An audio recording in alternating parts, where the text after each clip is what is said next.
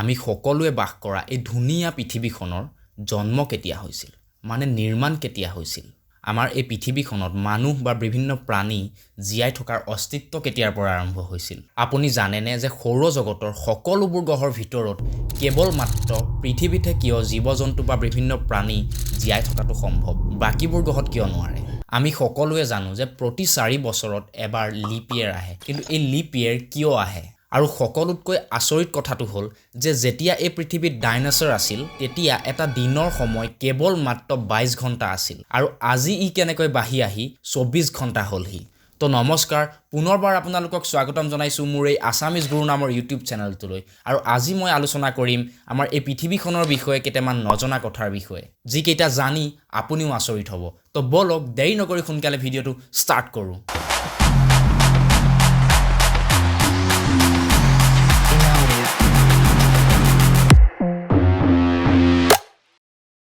সৌৰজগতৰ সকলোবোৰ গ্ৰহৰ ভিতৰত কেৱল মাত্ৰ আমাৰ এই পৃথিৱীয়ে এনেকুৱা এটা গ্ৰহ য'ত নেকি উদ্ভিদ প্ৰাণী আৰু জীৱ-জন্তু জীয়াই থকাটো সম্ভৱ আৰু সেইবাবে এই পৃথিৱীক মানুহে স্বৰ্গ বুলি কয় পৃথিৱীত আজিৰ পৰা বিলিয়ন বছৰৰ আগতেই গছ-গছনি আৰু জীৱ-জন্তু জীয়াই আহিছে আৰু আমাৰ এই পৃথিৱীখন সূৰ্যৰ পৰা বহুত বেছি আঁতৰতো নাই আৰু বহুত বেছি ওচৰতো নাই আৰু ই এটা প্ৰধান কাৰণ যাৰ বাবে আমাৰ পৃথিৱীত মানুহ আৰু জীৱ-জন্তু জীয়াই থকাটো সম্ভৱ অৰ্থাৎ পৃথিৱী যদি সূৰ্যৰ পৰা বহুত বেছি আঁতৰত থাকিল হয় তেতিয়া হয়তো সূৰ্যৰ ৰশ্মিয়ে পৃথিৱীক ঢুকি নাপালে হয় আৰু তাত জীৱন জীয়াই থকাটো সম্ভৱ নহলহেঁতেন আৰু যদি বহুত বেছি ওচৰত থাকিল হয় সূৰ্যৰ তেতিয়া হয়তো সূৰ্যৰ উত্তাপৰ ফলত আমাৰ পৃথিৱীত জীৱ-জন্তু বা মানুহ জীয়াই থকাটো সম্ভৱ নহল হয় তো আহক আজি আমি পৃথিৱীৰ সম্পৰ্কে কেইটামান আচৰিত কথা জানিবলৈ চেষ্টা কৰোঁ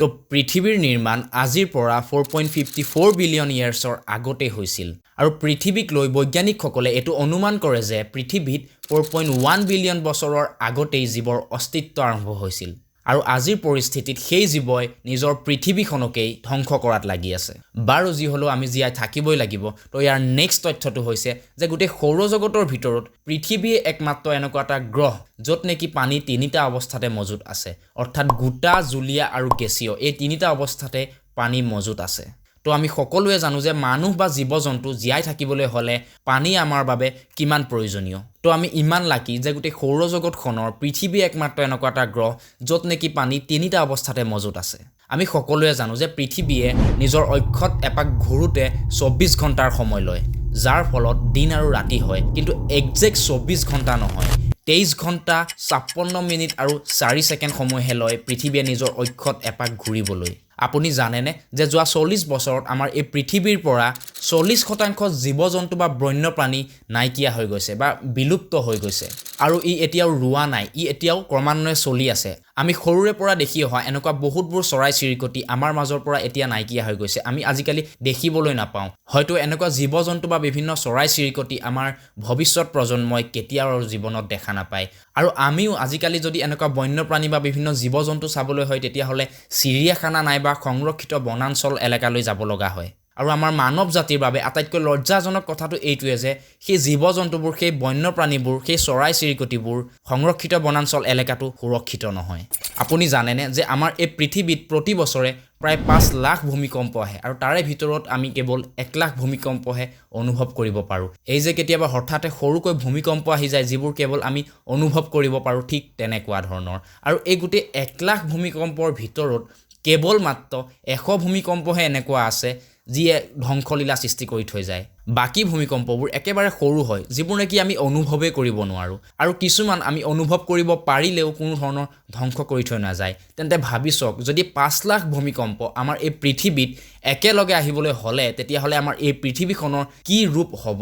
আপুনি জানেনে যে ৰামধেনু যি আমি বৰষুণৰ পাছত আকাশত দেখিবলৈ পাওঁ সেয়া ধেনু আকৃতিৰ হয় আৰু যাৰ বাবে মানুহে তাক ৰামধেনু বা বহুত মানুহে ইন্দ্ৰধনু বুলি কয় কিন্তু সেই 7টা ৰঙৰ ৰামধেনু প্ৰকৃতাৰ্থত গোলাকাৰ আকৃতিৰ অৰ্থাৎ ঘূৰণীয়া হয় আমি ভূপৃষ্ঠৰ পৰা অৰ্থাৎ মাটিৰ পৰা চাওঁ বাবে তাৰ কেৱল আধা অংশহে দেখিবলৈ পাওঁ যাৰ ফলত আমি তাক ৰামধেনু আকৃতিৰ বা ধেনু আকৃতিৰ দেখিবলৈ পাওঁ কিন্তু যদি আপুনি কেতিয়াবা উৰাজাহাজৰে গৈ থাকোঁতে সেই ৰামধেনু দেখিবলৈ পায় তাক ঘূৰণীয়া আকৃতিৰ দেখিবলৈ পাব অৰ্থাৎ ৰামধেনু ঘূৰণীয়া আকৃতিৰ ধেনু আকৃতিৰ নহয় তো ইয়াৰ নেক্সট তথ্যটো হৈছে যে আমি জানো যে প্ৰতি 4 বছৰত এবাৰ লিপ ইয়েৰ আহে কিন্তু কিয় আহে কেতিয়াবা ভাবি চাইছেনে তো এইটো এইভাবে আহে যে পৃথিৱীৰ এটা বছৰ এক্সাক্ট 365 ডেজ নহয় যদি আমি ভালদৰে এক্সাক্টটো চাবলৈ যাওঁ তেতিয়া হলে 365.2564 দিনে এবছৰ হয় আৰু এই যি অতিৰিক্ত 0.2564 সময় বাকি থাকে এয়া প্ৰতি 4 বছৰৰ মূৰত ফেব্ৰুৱাৰী মাহত আহে যাক আমি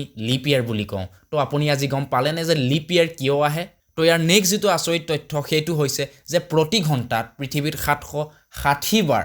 বিজুলী পৰে যাৰ বিষয়ে আমি গমেই নাপাওঁ কাৰণ আমাৰ পৃথিৱীখন ইমান বিশাল যে পৃথিৱীৰ যদি এটা প্ৰান্তত বিজুলী পৰে তেতিয়া হলে আনটো প্ৰান্তৰ মানুহে গমেই নাপায় তো আজিৰ ভিডিওটোৰ একেবাৰে শেষৰ যেটো পৃথিৱীৰ সম্পৰ্কে আচৰিত কথা আছিল সেইটো হৈছে আমাৰ পৃথিৱীখনৰ যি ঘূৰ্ণন আছে অৰ্থাৎ দিনৰ পৰা ৰাতি হওঁতে যি নিজা অক্ষত ঘূৰি থাকে সেই গতি ক্ৰমান্বয়ে 17 মিলি সেকেন্ড কমি আহিছে আৰু এটো ইয়াৰ পৰা ধৰিব পাৰি যে যেতিয়া আমাৰ পৃথিৱীত ডাইনোসৰ আছিল তেতিয়া আমাৰ এই পৃথিৱীৰ এটা দিনৰ সময় কেৱল মাত্ৰ 22 ঘণ্টা আছিল আৰু এতিয়া বাহি আহি সেই 22 ঘণ্টাৰ পৰা লাহে লাহে 24 ঘণ্টা হলহি মানে আমাৰ পৃথিৱীখনৰ যি ঘূৰ্ণন প্ৰক্ৰিয়া আছে আমাৰ পৃথিৱীখনৰ যি নিজা অক্ষত ঘূৰি থাকে যি দিন ৰাতি হৈ থাকে সেই গতি লাহে লাহে কমি আহিছে